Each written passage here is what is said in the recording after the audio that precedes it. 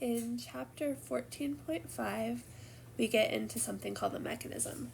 So far we've learned about the rate law, and we know that laws tell us what happens and can be used to predict things. So we can use the rate law to predict the rate at different concentrations.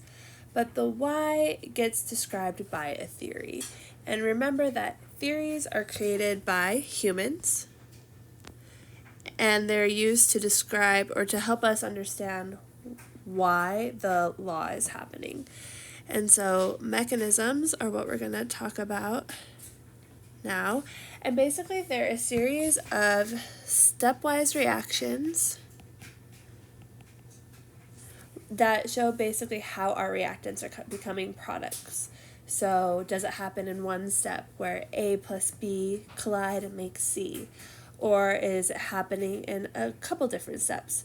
Kind of similar to what we saw with enthalpy and Hess's law, but this is theoretical, so it doesn't necessarily use separate reactions, but it's really like in one reaction that we study, what many steps are happening to get us from reactants to products. So as mentioned, it could happen all in one step, or it could have a few different discrete steps.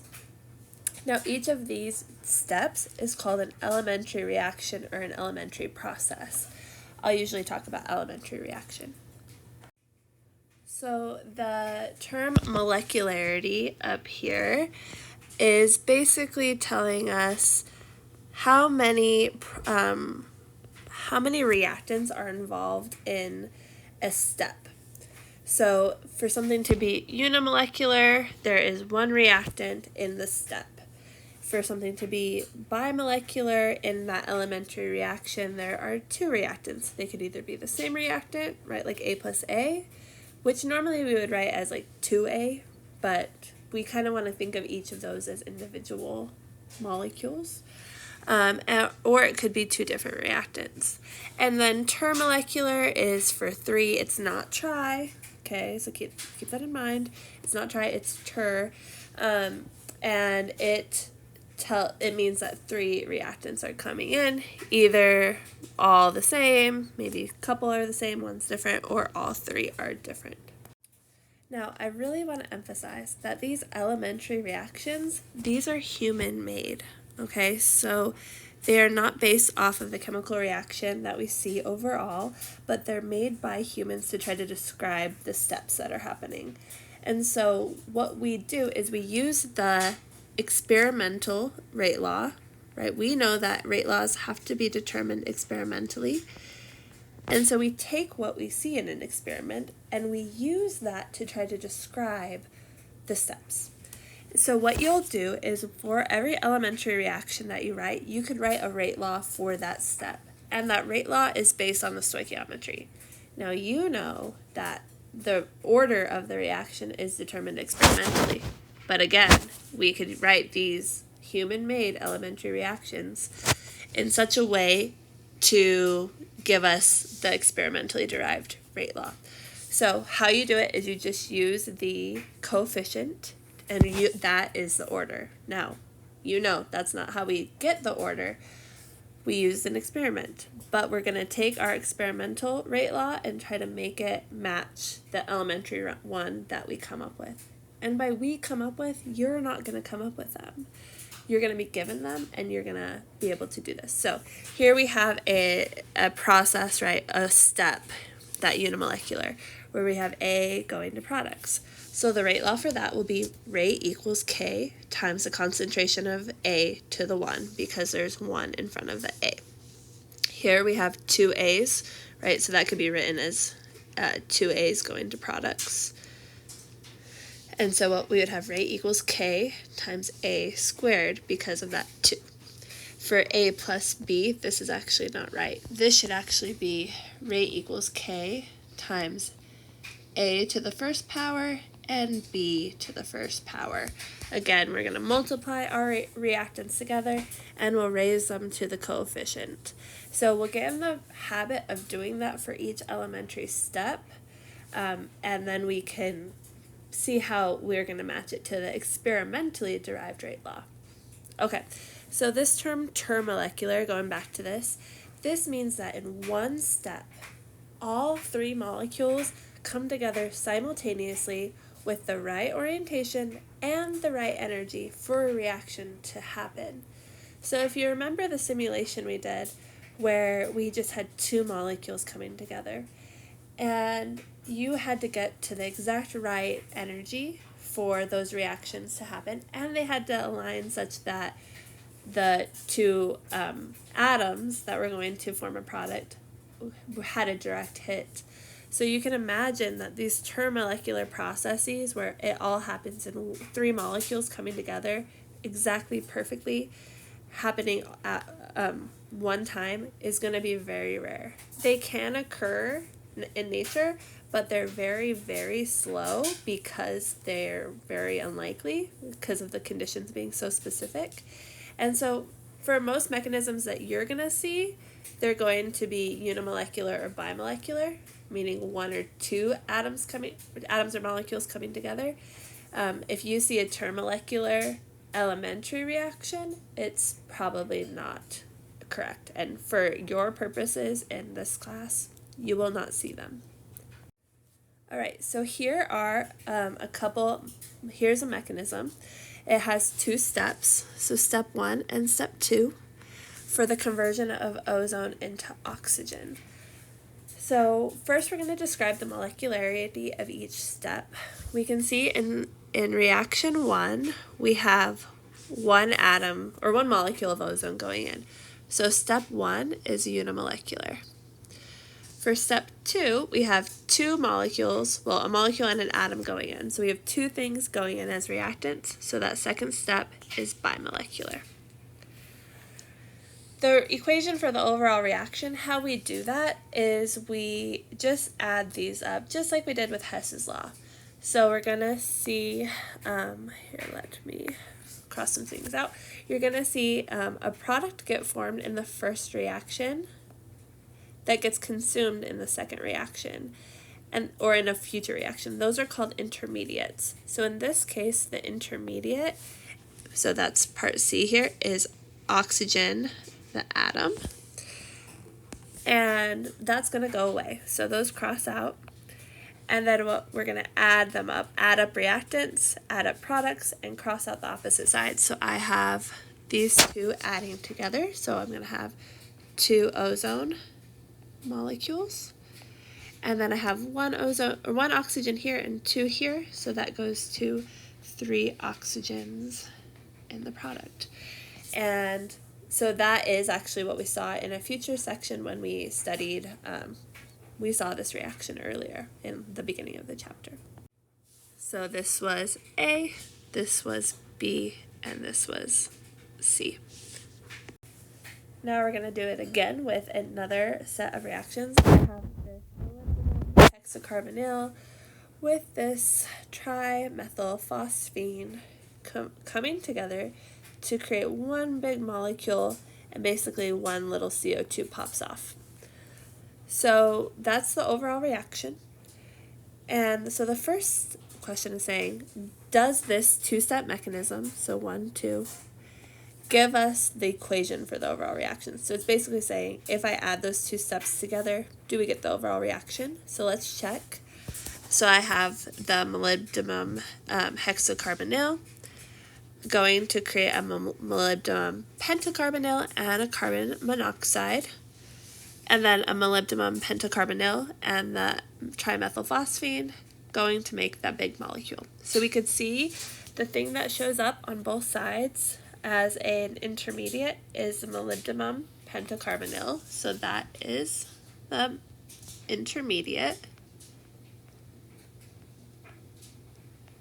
And so when we get rid of the intermediate, because it cancels out, we get MoCO6 plus this phosphine, trimethylphosphine, going to the big molecule here,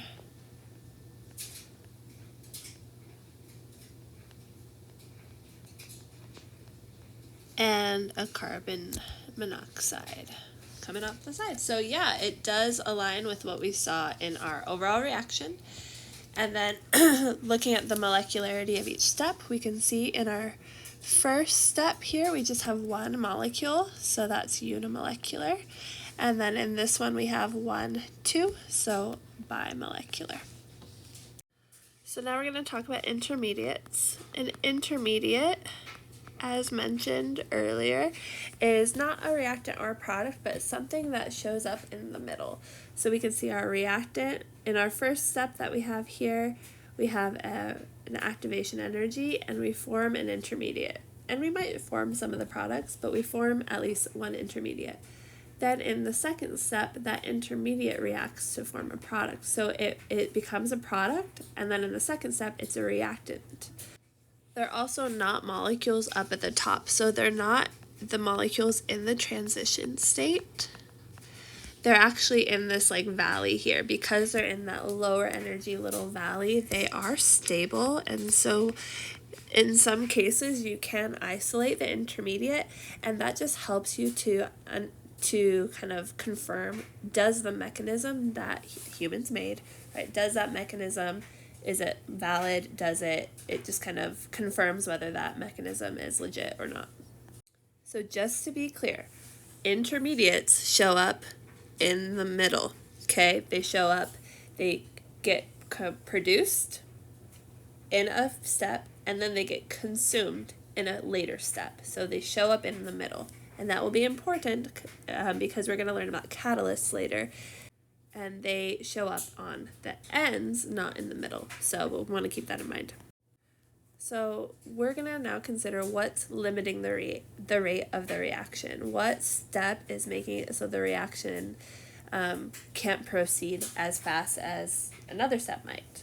So the reaction that is going to, just like in traffic, the car that is the slowest is going to be the thing that slows down traffic and limits how fast traffic can flow.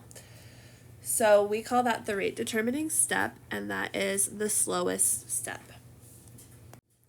So when we write a rate law from a mechanism, we want to look at that slow or rate determining step. The reactants in the slow step show up in the rate law, and their coefficients become the reaction orders. But like I said, this is created by humans, so we're going to create a rate law that has a slow step that aligns with the experimentally determined rate law.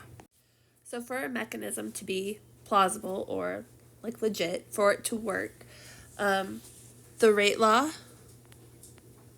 that we have experimentally comes from the slow step.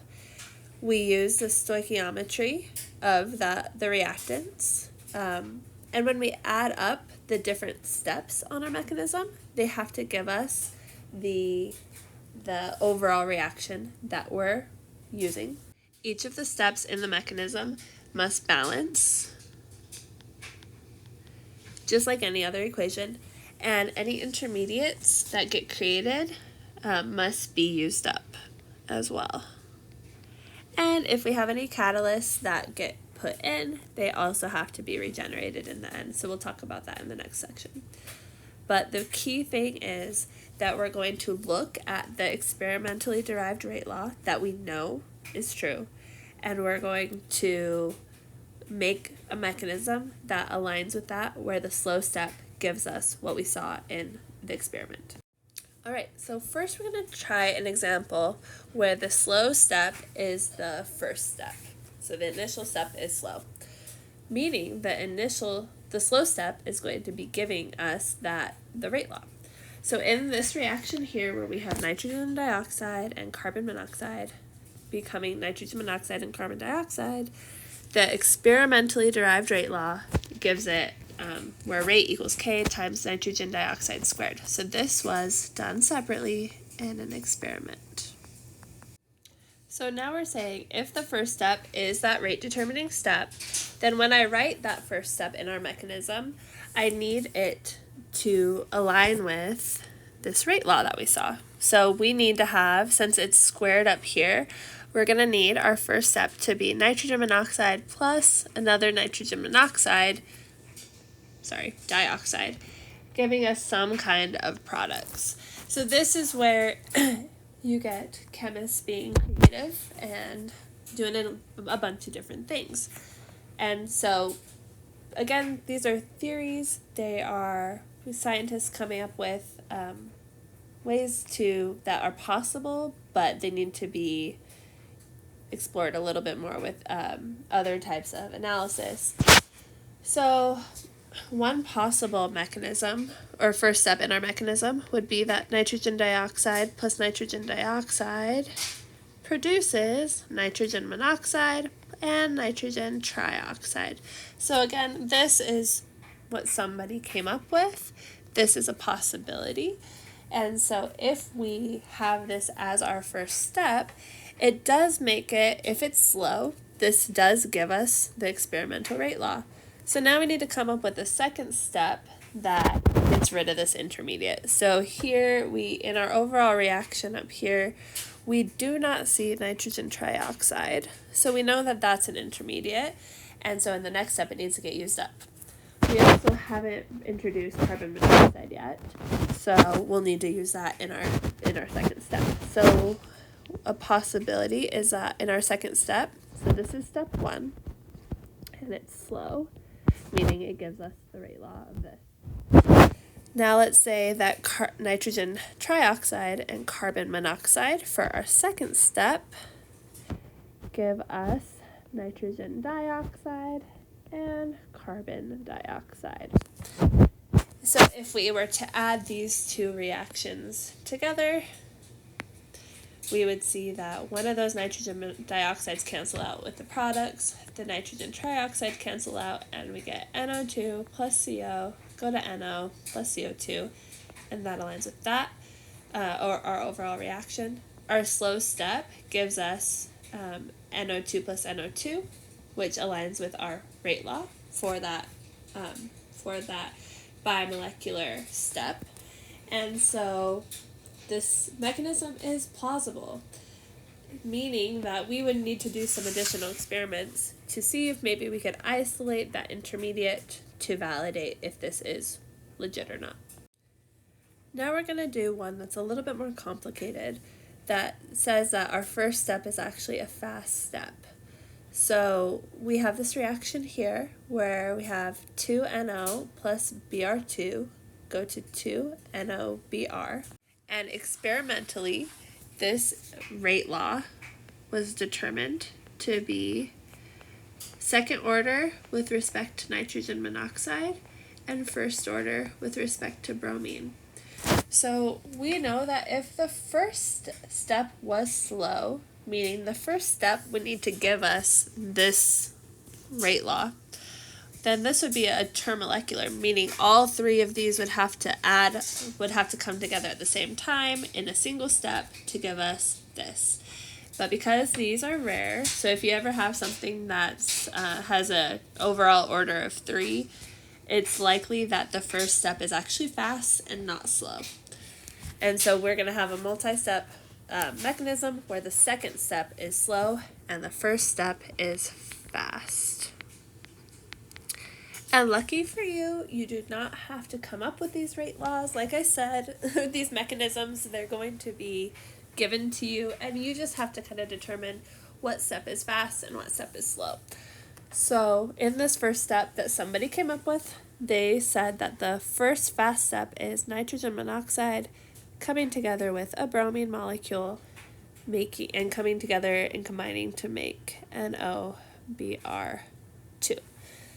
So we don't see that, meaning that must be our intermediate.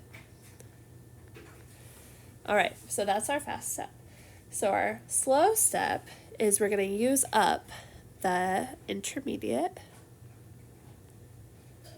and we're going to combine it with another nitrogen monoxide, and they're going to create 2NOBr, and that's our product. So if I added those up, let's just see, if I added those up, our intermediate gets used up. I have 2 NOs, 1 Br, that's what we have as our reactants, producing 2 of our products. So this is these 2 steps could work to give us the reaction that we are seeking out. And so again, we're always going to go and write the rate law using the slow step. So if we do that, so our slow step is our second step, then we would say that rate equals K times, and we're going to use these guys, concentration of NOBr2 times concentration of nitrogen monoxide. But the issue is, this isn't our rate law, right? This is our rate law up here. That's what we saw experimentally. So these two things do not match. And another issue is that our intermediate is showing up in our rate law. And that's not possible because it gets used up. So how can we find the concentration of that intermediate and replace it so we can get something that looks like our experimentally derived rate law? So we're going to keep in mind that there are two different ways that our intermediate can react. And first I'm going to draw these steps. So we have if we look at our mechanism, we have nitrogen monoxide and bromine coming together, and they're a reactant. And this first step is fast, meaning it has a low activation energy. And then we get our intermediate right here. Okay. Now the second step we said is slow, meaning it has a higher activation energy. So we have two ways that our intermediate can go. It can go backwards very easily because it has a really low activation energy, and it could reform our reactants that we started with. Or it could react with a nitrogen monoxide, and if there's enough energy, it could go over the slow step and form a product. So we're going to keep that in mind and know that our intermediate can react with the NO2 to form a product that we are interested in, or it can go backwards and decompose to form the initial reactants. Because we have this slow step this fast step right here, we have the reactants easily forming our intermediate, and we have our intermediate easily going backwards. And so what happens is we form an equilibrium where the rate of the forward reaction for step 1 is equal to the rate of the reverse reaction for step 1 for that fast step. And so what we're going to do is write the rate laws for that step.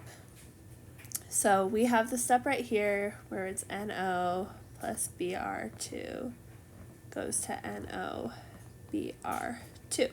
But it's an equilibrium, meaning the forward reaction and the reverse reaction are both happening at the same rate. So we have both arrows. So we have a K forward, meaning we're forming our product or our intermediate, and we have a K reverse where our intermediate is going backwards. So we plug that, so we take this equation here with the rates, and I'm going to say, so the rate forward is going to be equal to K forward times by our reactants for that forward reaction. And that's going to equal our reverse reaction, where now our intermediate is our reactant. So we're going to have K reverse times by that intermediate. Okay, this is the weird part. This is the part that I think trips a lot of people up. But if you see a fast step first, and you'll oftentimes see this equilibrium situation happening, then this is what you'll have to do. You'll have to say forward reaction equals reverse reaction and do the rate laws for both forward and reverse for that first step. Now we can see our intermediate. So we can isolate it. So I'm going to divide by Kr here. And I have that the concentration of the intermediate is equal to this whole thing here. And so I'm going to put it back into that the rate law that we found. So earlier in the last slide, we said that the rate is equal to K, and I'll specifically say K2 because it was the second step, times by the intermediate times by nitrogen monoxide. So now I'm going to plug in our derived concentration for our intermediate, and I'm going to plug it in here. So I'll say that the rate equals K2 times by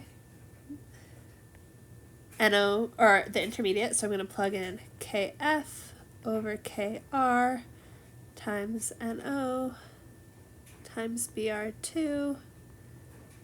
Okay, so that is what we got for that over here, times by NO.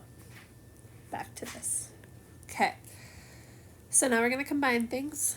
All of these K's come together, and we know when we see a rate law, we just have one K. So that's going to simplify to just be K for the reaction. And then we have two NOs, so we're going to have NO squared, and then times by bromine. And this was the experimentally observed rate law, and so this mechanism is legit and can work. So whenever we have the first step is fast and not slow, we're going to have this equilibrium system where our first step, our intermediate gets created in our first step and has an equilibrium going forward and back.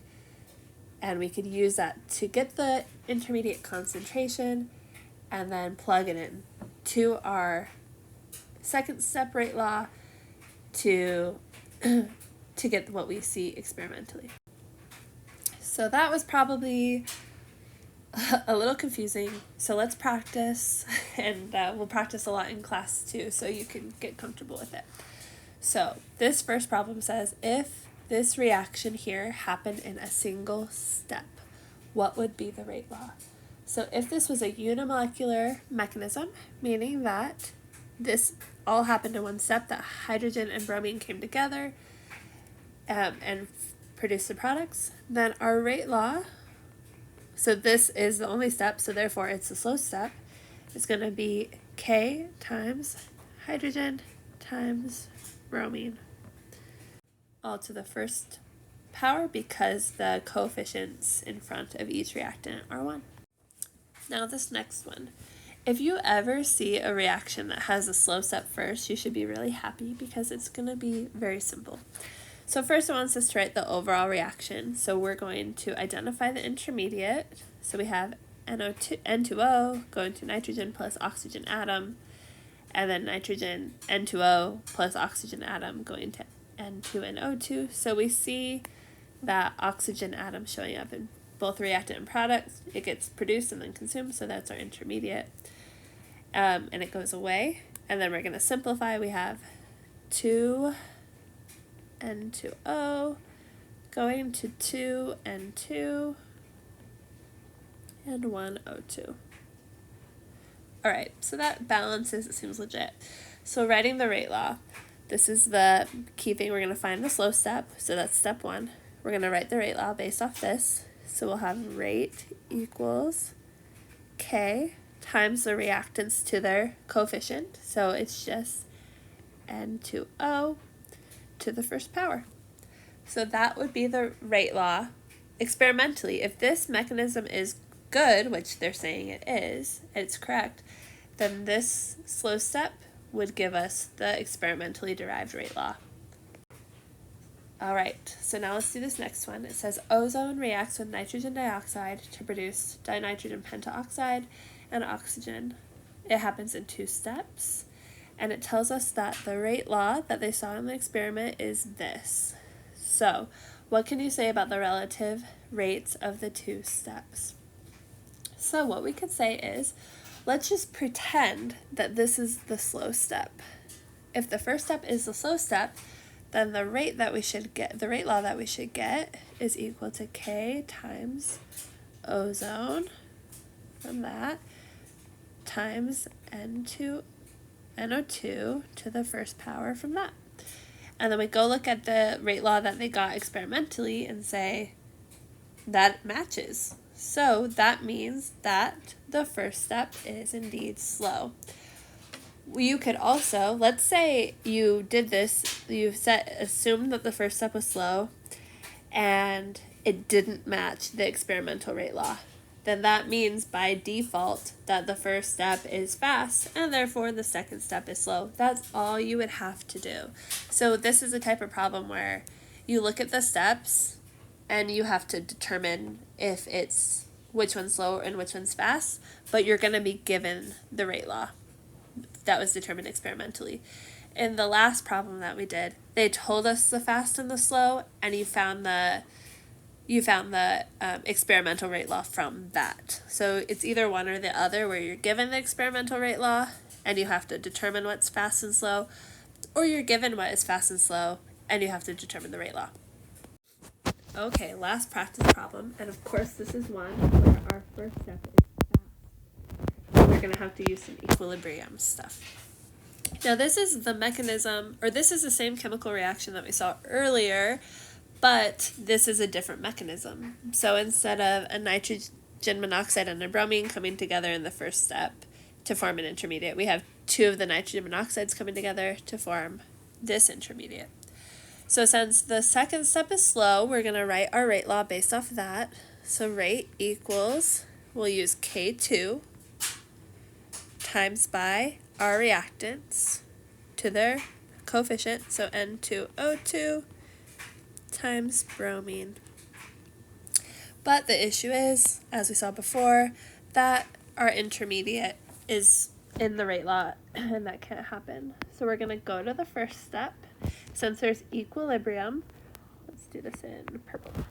We're going to say, okay, we know that for step 1, it's in equilibrium, so we're going to have our rate forward equals rate reverse, meaning that we're going to have K forward times these reactants, and O, there's two of them, so squared, and that's going to equal the rate reverse, or K reverse, times our product here.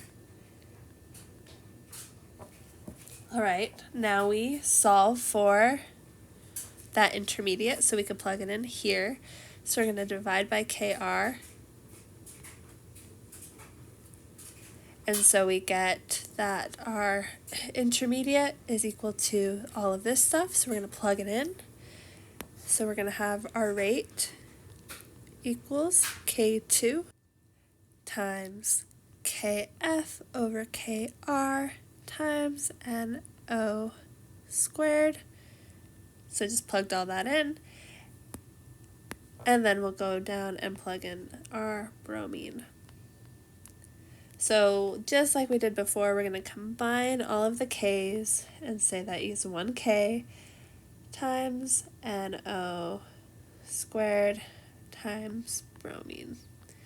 And if you remember, this actually was the experimental rate law, so this is another valid mechanism that is plausible. And so again, we would need, probably the best thing to do would be to try to identify the intermediate, see which one it is, and that will tell us which mechanism is correct.